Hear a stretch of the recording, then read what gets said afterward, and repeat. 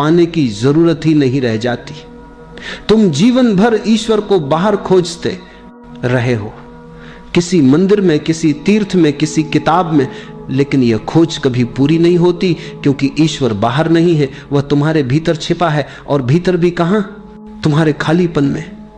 तुमने देखा होगा, लोग मंदिर जाते हैं, शास्त्रों को रटते हैं, हजारों कर्मकांड करते हैं, लेकिन फिर भी भीतर शांति नहीं आती। क्यों? क्योंकि बाहर जाकर खोजने से वही मिलेगा जो बाहर है, और बाहर सब अस्थाई है।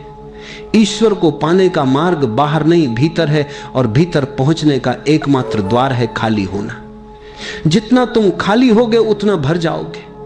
जितना तुम अपने अहंकार, इच्छाओं और ज्ञान का बोझ छोड़ोगे, उतना ही ईश्वर की रोशनी भीतर उतरने लगेगी। ईश्वर कहीं बाहर नहीं है, वह तुम्हारे श्वास के बीच मौन में छिपा है, वह तुम्हारी धड़कनों के संगीत में छिपा है। वह तब प्रकट होता है जब तुम इतने शांत हो जाते हो कि उसकी पहली किरण भीतर उतर सके। याद रखो, जब तक तुम भरे हो तब तक तुम अलग हो। मैं और ईश्वर दो दिखाई देते हैं, लेकिन जैसे ही तुम खाली होते हो, यह मैं गिर जाता है, और उसी क्षण तुम कह सकते हो मैं और ईश्वर अलग नहीं।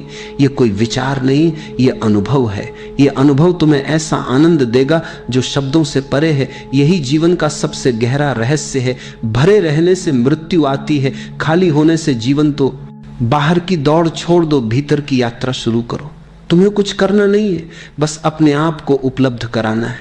और जैसे ही तुम उपलब्ध होते हो, ईश्वर की पहली किरण तुम्हारे भीतर उतर जाए।